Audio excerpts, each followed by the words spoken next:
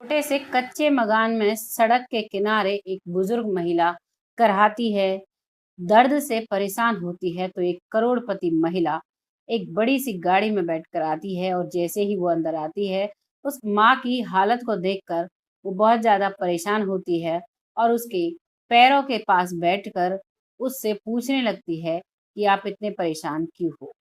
आइए जानते हैं वो बुजुर्ग महिला कौन थी और वो करोड़पति महिला क्यों थी। और बताया जाता है कि 5 साल तक उस करोड़पति महिला ने उस बुजुर्ग महिला की सेवा की थी, जो एक कच्चे मकान में रहती थी, घरों में झाड़ू पोछा किया करती थी। आइए जानते हैं इस कहानी के बारे में। नमस्कार, मैं महक चौधरी आज आपके सामने गुजरात के सूरत की एक सच्ची कहानी। इस कहानी को आप सुनोगे तो आपको एहसास होगा कि आखिर ऐसा भी कोई हो सकता है। यहाँ पर एक महिला होती है जिसका नाम है आशा, जिसके पति का नाम हर्षवर्धन है। और हर्षवर्धन हर्षवर्धन जो है वो बेहद ही गरीब है। दोनों पति पत्नी है, रहते हैं परिवार में, लेकिन कुछ दिनों बाद ही उन्हें 2 बच्चे हो जाते हैं। दोनों बेटे होते हैं और दोनों की परवरिश दोनों बड़ी मेहनत से करते हैं। जो हर्षवर्धन है वो नौकरी करता है, मेहनत मजदूरी करता है, और जो आशा है वो एक घर में झाड़ू पोछा किया करती है, बड़ा घर है, और बाकी टाइम अपने घर को संभाल कर आगे चलाती है। यही सिलसिला चल रहा है। दोनों बच्चे अब स्कूल जाने लगे हैं और जैसे जैसे उनका स्कूल क्लासेस बढ़ती हैं तो खर्च भी बढ़ता है, और उस खर्च को चलाने के लिए वो आशा जो है वो घर के खर्चे में कमी कर अपने बच्चों की फीस भरती है। इस चीज को देखकर हर्षवर्धन बहुत खुश होता है अपनी पत्नी के लिए।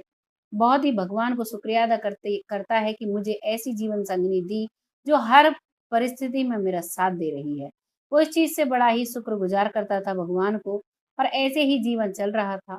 जीवन को चलते चलते एक दिन ऐसा आता है कि उसके जो चप्पलें थी आशा की, वो बिल्कुल घिस जाती हैं, और चप्पल घिस चुकी थी, और वो अब चप्पल लाने की भी स्थिति में नहीं थी, क्योंकि आप भी समझते हो जो घर का खर्चा कम करना होता है वो यही होता है, अपने लिए कुछ नहीं खरीदना। जहां आप 100 रुपए की सब्जी लाते हो वहां पर आप 20 रुपए की, 50 रुपए की सब्जी लाएं, तो इस तरीके से आपका घर का खर्च सही होता है। और यही सिलसिला चल रहा था, और जब चप्पल घिस जाती है, उसके पास चप्पल पहनने के लिए थी नहीं।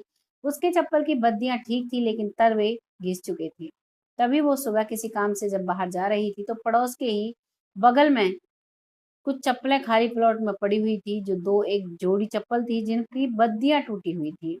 तो उन्हें उस समय वो देख लेती है, और रात के समय वो उसी जगह पर जाती है और उन चप्पलों को चुपके से ले आती है। उनकी बद्दियां निकालकर उसमें अपनी बद्दियां डाल लेती है, और उन्हीं चप्पलों को वो पहनने लगती है।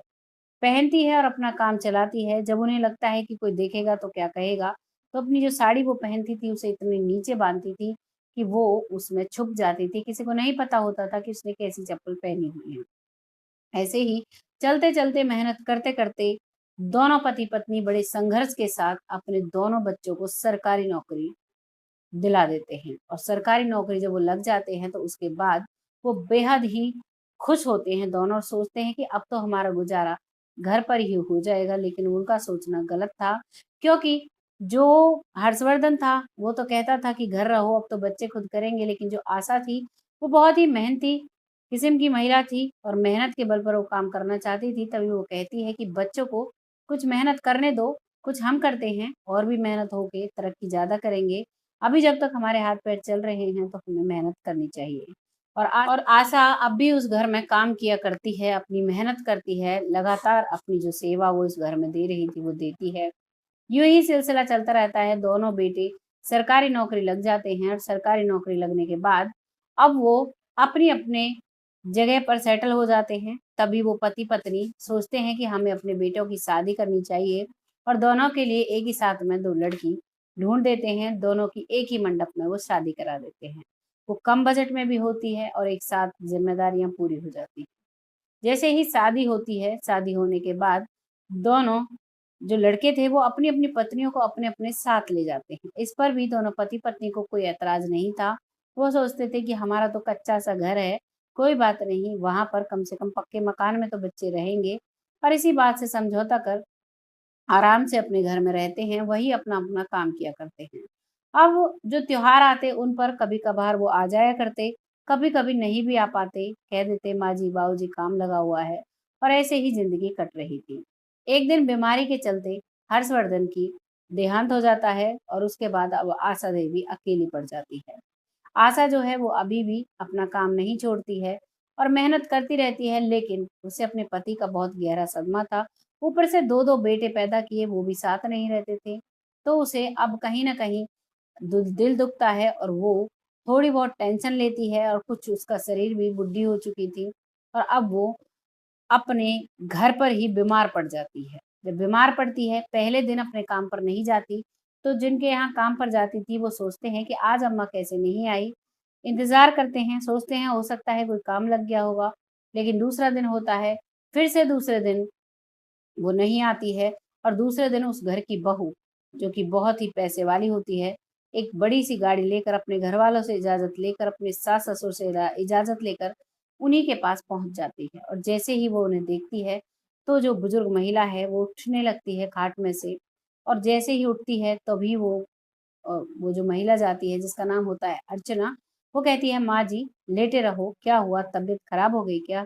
तो वो कहती है, हाँ बेटा, मेरी तबीयत खराब हो गई, और अब उम्र भी हो चली है, अब मुझसे काम नहीं हो पाएगा, तुम कोई नई नौकरानी ढूंढ लेना। इस बात पर वो महिला कहती है, वो तो कोई बात नहीं, लेकिन आप कब तक ठीक होगे, आपके बिना हमारा मन नहीं लगता है। तभी वो कहती है कि शायद अब मैं ठीक भी ना हूँ, तुम अपने लिए नई नौकरानी ढूंढ लेना, और मुझे जब याद आएगी तो मैं कभी-कभार आ जाया करूँगी। वैसे मैं अब अपने बेटों के पास जाऊँगी। और बेटों के पास जाने के लिए उसके सिरहाने एक डायरी रखी हुई थी, उसे निकालती है और कहती है कि मेरे बड़े बेटे पर फ़ोन मिला दो। तो वो जो करोड़पति महिला है अर्चना, वो उसके बेटे पर फ़ोन मिलाती है। बड़ा बेटा थोड़ी देर बात करता है, लेकिन जैसे ही आशा देवी उसके पास जाने के लिए कहती है कि बेटा, अब मुझसे चला भी नहीं जाता, मैं खुद से पानी भी नहीं ले सकती, खाना तक नहीं खा सकती, अब मुझे तुम्हारे पास रहना है, अब तो तुम ही लोग मेरी सेवा करोगे। इतना सुनता है बड़ा बेटा, और वो कहने लगता है कि माँ जी, मैं तो सारा दिन काम पर बिजी रहता हूँ, आप ऐसा करो, आप छोटे भाई से बात कर लो, और फ़ोन रख देता है। इतना सुनते ही आशा देवी की आंखों में आंसू आ जाते हैं, लेकिन फिर भी वो अपने आंसू को पोंछती हुई अब वो अपने छोटे बेटे पर फ़ोन मिलवाती है। कहती है, मालकिन, छोटे बेटे पर फ़ोन मिला दो। वो ऐसा नहीं है। छोटे बेटे पर जब फ़ोन मिलाया जाता है तो छोटा बेटा भी ऐसे ही कहता है। वो कहता है, माँ, आप बड़े भाई से बात कर लो, मेरे पास बहुत सारे काम हैं। अक्सर हम घर पर नहीं रहते, तुम्हारी बहू भी नौकरी लगी हुई है, तुम्हारी सेवा कौन करेगा? आप भैया के पास फ़ोन कर दो। और ऐसा कहते हुए वो उसका हाल-चाल तक नहीं पूछता है और फ़ोन रख देता है। अब वो बुजुर्ग महिला अपनी मालकिन की तरफ इस तरह देखती है कि उसे एहसास लग रहा था देखने में कि उसे कितनी शर्मिंदगी महसूस हो रही है। लेकिन वो नज़रें नीची कर लेती है और कहती है, कोई बात नहीं, मैं जैसे-तैसे अपना गुज़ारा कर लूँगी। तभी वो मालकिन कहती है, नहीं माँ जी, आपको मेरे साथ चलना होगा। आपकी हम सेवा करेंगे, आपने 50 साल हमारे घर पर काम किया है, थोड़ा बहुत फ़र्ज़ तो हमारा भी बनता है। और इसी बात पर वो मना भी करती है आशा देवी, लेकिन उसे अपनी गाड़ी में बिठाकर वो वहाँ पर ले जाती है। घर जाती है, इस बात को सुनकर सेठ-सेठानी यानी उस करोड़पति महिला अर्चना के सास-ससुर खुश हो जाते हैं कि बेटा, आपने बहुत अच्छा फैसला लिया। और वहीं एक कमरे में वो बुजुर्ग महिला रहा करती है। एक नौकरानी और रखी है, वो उसे खाना-पीना देती है। साथ ही साथ वो अर्चना जो है, वो भी आशा की काफ़ी सेवा करती है। और जो अर्चना का पति है, वो भी कहता है कि माँ जी, आपको चिंता करने की ज़रूरत नहीं है, जैसे आपके बच्चे हैं, ऐसे ही मैं भी आपका बेटा हूँ। जब से मैं हुआ हूँ, मेरी शादी पर, मेरी नौकरी लगने पर, आप मेरे हर सुख में खुशी हुई हो और हर दुःख में दुखी हुई हो, मेरा भी फ़र्ज़ बनता है। बहुत अच्छा किया आप यहाँ आ गई। और बड़े ही प्यार से 5 सालों तक उसकी सेवा करते हैं, और अंत समय में वो स्वर्ग सिधार जाती हैं। ये थी कहानी एक नौकरानी की, जिसे उसकी मालकिन 5 साल तक उसकी सेवा करती है। आपको कैसा लगा कमेंट सेक्शन में ज़रूर बताइएगा। बहुत जल्द फिर से आती हूँ ऐसी ही एक कहानी के साथ। बस ये कहानियाँ लाने का मेरा एक ही मोटिव होता है कि आप लोग इससे कुछ ना कुछ सीख लें और अपने जीवन में अप्लाई करें, क्योंकि ज़्यादातर बच्चे ऐसे ही हो रहे हैं जो अपना मतलब पूरा करने के बाद माता-पिता को भी भूल जाते हैं। आज वो माता-पिता को भूल रहे हैं, अगला समय ऐसा आएगा कि उनके बच्चे उन्हें भूलेंगे। तो हमें अपना बुढ़ापा याद रखना चाहिए, और हमें अपने कर्तव्य के लिए निष्ठावान होना चाहिए। जिससे कि हम अगर किसी के साथ गलत नहीं करते हैं, तो हम अपने बच्चों को कह सकते हैं कि हमने किसी के साथ गलत नहीं किया। बहुत जल्द फिर आती हूँ ऐसी ही एक कहानी के साथ, तब तक के लिए जय हिंद, जय भारत।